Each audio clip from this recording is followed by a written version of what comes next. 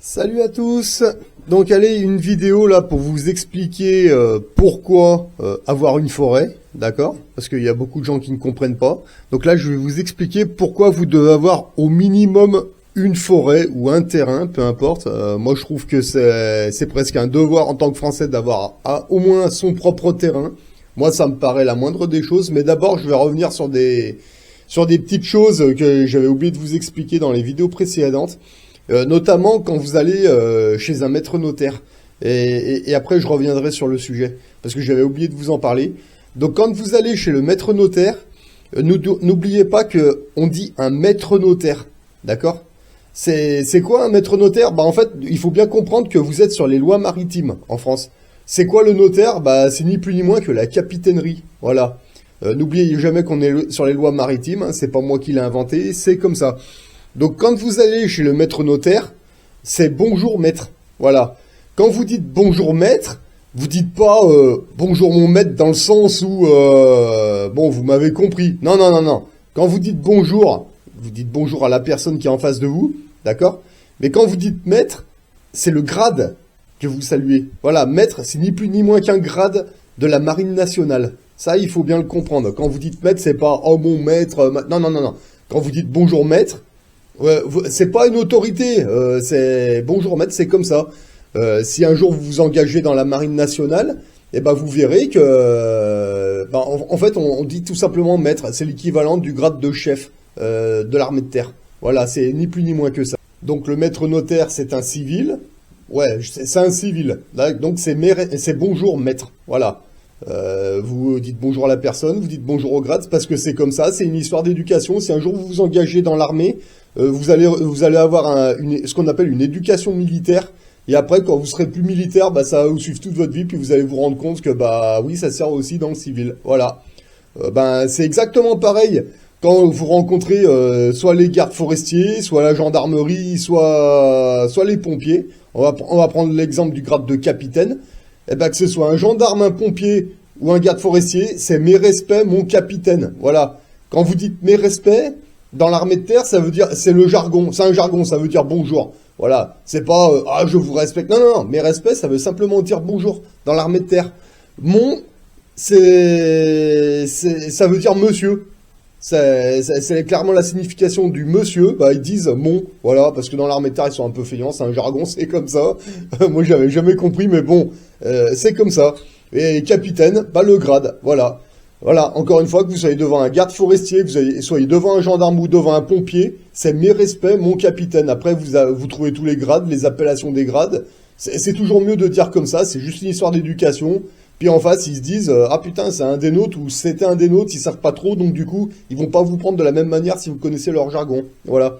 Moi, à mon niveau personnel, bon, j'étais dans la marine, mais j'étais plutôt au service des pompiers pendant très longtemps. Voilà. Et j'ai terminé tout ça dans l'artillerie en tant que brancardier de combat dans un VAB.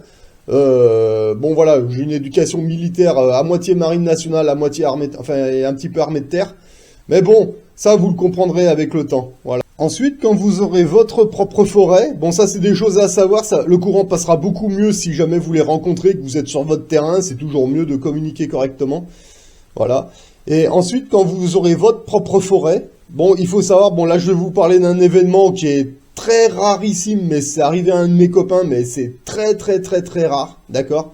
Ce qui risque de se passer, notamment quand vous achetez des forêts dans certains endroits, des grosses forêts, hein, je parle d'une parcelle dans une grosse forêt, vous pouvez rencontrer les militaires français. Bon, ça peut arriver, mais encore une fois, c'est vraiment très très très très rare, parce qu'il faut savoir que normalement les militaires, que ce soit les chasseurs alpins, l'artillerie ou peu importe quel service, normalement ils ont leur propre forêt sur des camps militaires, donc c'est très peu probable que vous les rencontriez, mais ça peut arriver, notamment dans les grosses forêts à haute altitude, vous pouvez rencontrer des chasseurs alpins, et dans des petits patelins où vraiment il y a l'église, la mairie, quelques fermes, et puis des grosses forêts autour, là aussi vous pouvez les rencontrer, ça peut arriver, mais encore une fois c'est très très très très rare, voilà.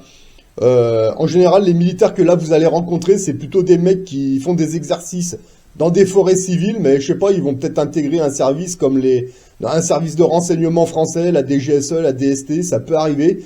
Et ça peut arriver dans des petits patelins qui sont vraiment paumés dans les campagnes, dans les fins fonds de la Cambrousse, on va dire.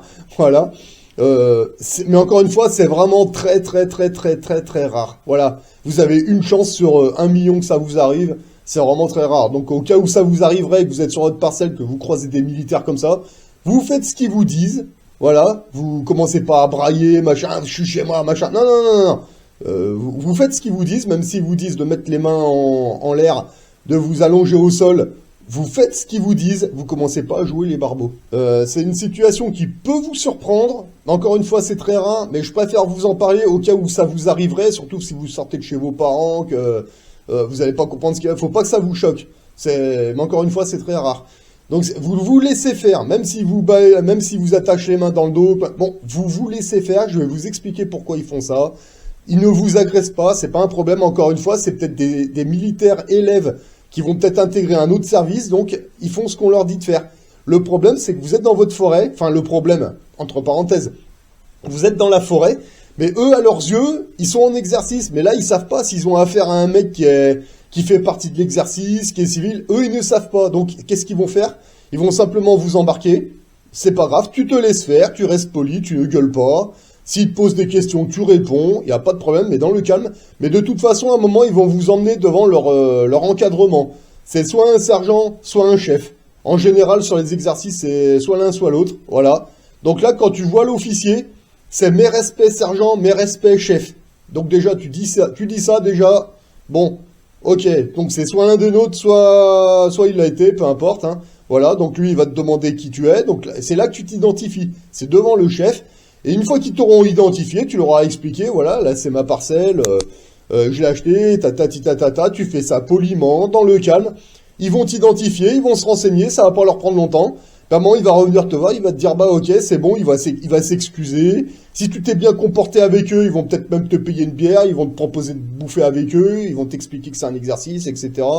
Donc encore une fois, tout dépend de ton comportement. Si t'es cool avec eux, t'es correct. Si ça se trouve, il y a des grandes chances qu'ils te proposent de bouffer avec eux le soir. Tu vas même rencontrer les élèves qui t'ont récupéré sur place. Ça va bien se passer. Tu vas passer une super soirée avec eux. Ils vont s'excuser. Le lendemain, tu reprends ta vie. Il n'y a pas de problème. Mais voilà. Mais par contre, si tu commences à leur gueuler dessus, que t'es incorrect et tout, bon, bah là, on est bien d'accord que tu vas te prendre plus de tarte dans la gueule qu'autre chose. C'est un peu dommage. Voilà. Bon, je te parle de ça au cas où ça arriverait. Hein, encore une fois, la diplomatie, tu dis ce que tu fais, tu expliques tout, tu peux y aller, il n'y a pas de problème, c'est l'armée française, ils vont t'identifier, et une fois qu'ils t'auront identifié, encore une fois, ils vont s'excuser, tu vas passer une bonne soirée avec eux, ils vont te ramener où ils t'ont trouvé, et ça va s'arrêter là. Voilà. Ça peut arriver. Encore une fois, c'est très rare, t'as une chance sur 1 million pour que ça t'arrive, mais si ça t'arrive, tu fais ce qu'ils te disent, tu restes poli, calme. Quand tu es devant les officiers, tu leur expliques tout, et il n'y a pas de problème, ils vont s'en rendre compte, ils vont faire leur recherche, ok, c'est bon, pas de problème, mes excuses, etc. Et voilà. Donc ça, c'était juste la petite parenthèse, comme ça, vous en aurez entendu parler, si ça vous arrive, adoptez le bon comportement. Donc revenons au sujet, c'était la petite parenthèse. Donc maintenant, revenons au sujet. Pourquoi c'est important que tu aies ta propre forêt, ou ton propre terrain, peu importe, hein, c'est toi qui vois. Eh ben tout simplement parce que bon, maintenant que tu as ton camping-car, bon bah tu vois que c'est habitable à l'intérieur, etc. Eh ben normalement, une fois que tu as trouvé un boulot, tu vas avoir des week-ends, hein, bon bah c'est assez connu de tout le monde. Mais qu'est-ce que tu vas faire le week-end? Tu vas rester chez tes parents? Bah non, il y a certains week-ends, bon certainement quand il fait pourri, ouais, mais quand il fait beau l'été, surtout. Eh ben, les week-ends, tu vas aller les passer où? Chez tes parents? Certainement pas. Non, tu vas aller avec tes copains sur ton propre terrain, parce qu'à savoir que si tu as ton camping-car qui est aménagé, qui est vivable à l'intérieur, mais ton camping-car, ça dépend de la gueule de ta forêt, mais tu peux très bien y aller, et puis déjà, tu as un habitat, tu peux rester sur ton terrain. C'est super. Voilà, que ce soit pour être en vacances ou être avec tes copains, hein, peu importe. Hein. Mais tes week-ends, c'est tes week-ends. C'est ton terrain, là, tes parents, ils ont rien à te dire, c'est ton terrain, là, t'es chez toi, là. Entre ton camping-car, déjà, normalement, ils ont pas à y rentrer, ça c'est clair, hein, c'est ton premier appartement, et en plus, sur ton terrain, là, tes parents, ils ont pas à venir t'emmerder, tu fais ce que tu veux, hein. T'y vas tout seul, t'y vas avec tes copains, vous pouvez aller faire la fête, là, il y a personne qui viendra t'emmerder, hein.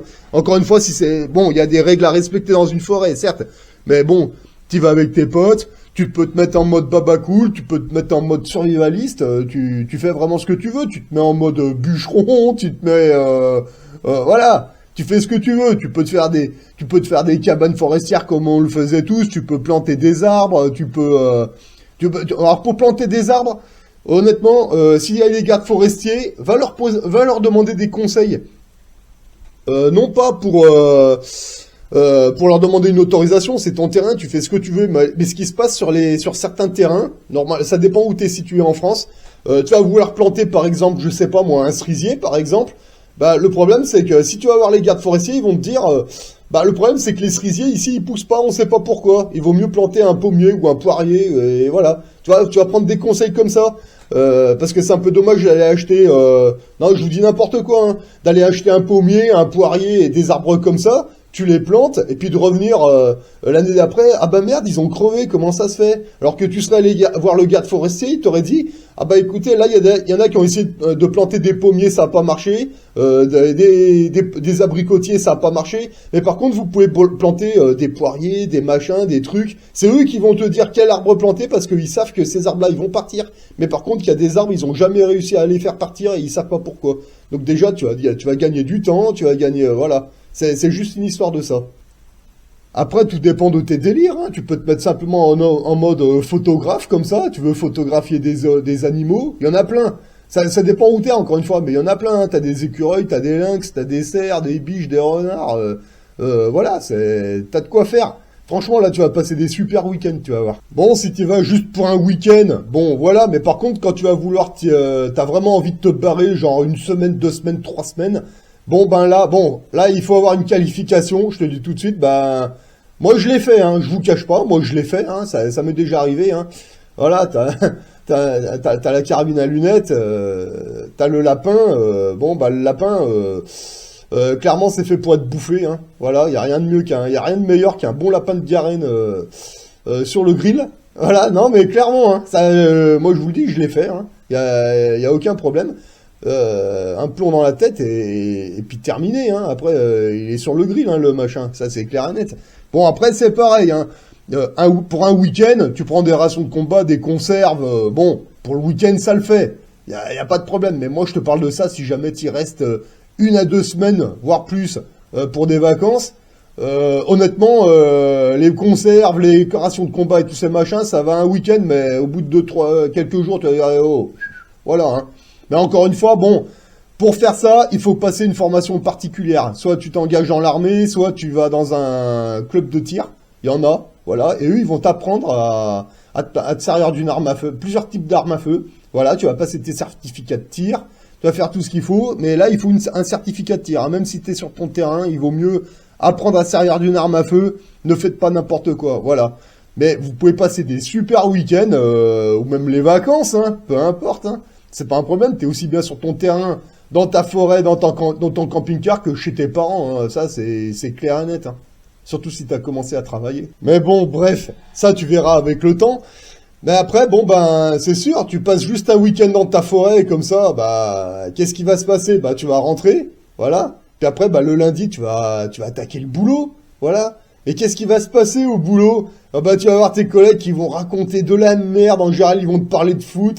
Toi, tu vas leur parler de ce que t'as fait le week-end dans ta forêt, mais les mecs, ils vont pas comprendre. Ils vont se dire, mais qu'est-ce que c'est cet oiseau-là? Non, mais c'est clair, ça, tu y échapperas pas, parce que je vais t'expliquer. Quand tu vas aller dans ta forêt, ça va t'ouvrir l'esprit. À chaque fois que tu vas y aller, tu vas découvrir plein de choses, que ce soit des animaux ou des endroits. Ah, putain, j'ai tel arbre, je savais pas. Ah, putain, c'est quoi cette bestiole? Excellent. Tu vas faire plein de trucs avec tes potes dedans, mais c'est ta forêt, c'est ton terrain, tu fais ce que tu veux, il va t'arriver plein de choses. Tu vas faire plein de choses, mais après, quand tu rentres au boulot, forcément, à un moment, tu vas leur en parler. Mais dis-toi bien une chose, que la plupart des gens, dans leur tête, il y a que un ballon de foot. Il y a que ça. La télé, le ballon de foot, toi t'arrives, putain, j'étais dans ma forêt, trop bien, on a fait tomber un arbre, on a coupé du bois, on a photographié des animaux, mais ils vont pas comprendre ce que tu leur racontes. Bah oui, parce que là, tu vas te rendre compte que c'est réellement une vraie vie que t'es en train de vivre.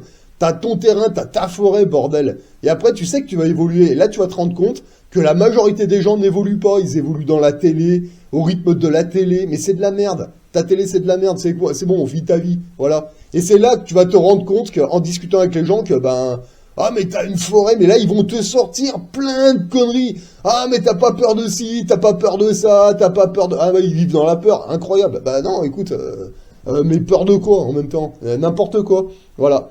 Et là, tu vas t'apercevoir qu'en fait, t'es en train de te créer un empire, tu te fais ta propre vie, et plus tu vas avancer, plus tu vas discuter avec ce genre de personnes, qui sont pas de mauvaises personnes, attention, hein, je dis pas ça, mais tu vas te rendre compte que ils n'ont jamais évolué, ils ont jamais vraiment rien vécu, et toi, rien qu'avec ta forêt, les choses que tu vas faire, ça va te donner envie d'évoluer, et là, tu vas te rendre compte que c'est ton terrain, et après, avec le temps, tu vas progresser, et puis voilà, au moins, tu as un contact avec la nature, t'es pas seulement en ville, mais tu vas voir que c'est le top, quoi. Et après, c'est à toi d'évoluer. Voilà. Voilà pourquoi il faut avoir son propre terrain. Et en plus de ça, tu vas te rendre compte qu'il n'y a pas que des forêts. T'as des prés, t'as énormément de terrains en tout genre, des terrains agricoles aussi à vendre, hein. Il y a pas de souci. Et il y a même certains terrains agricoles, je parle surtout des prés, bah, qui peuvent être achetés et mis à la location à un fermier. Il va mettre ses vaches, ses chèvres, il va te le louer 30 balles, 40 balles. Ouais, moi je sais que ça se fait.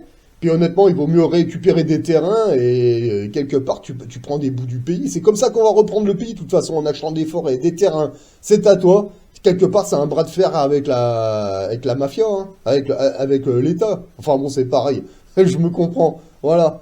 Voilà, ça sert à rien d'aller gueuler dehors, tu vois. Tu commences comme ça, tu commences à acheter des forêts, des terrains, tu montes ton propre empire. Et à un moment, si tous les Français font ça, moi j'en suis persuadé que bah, l'État, à un moment, il va l'avoir dans le cul, il va falloir qu'il change, hein. Ça, c'est clair et net.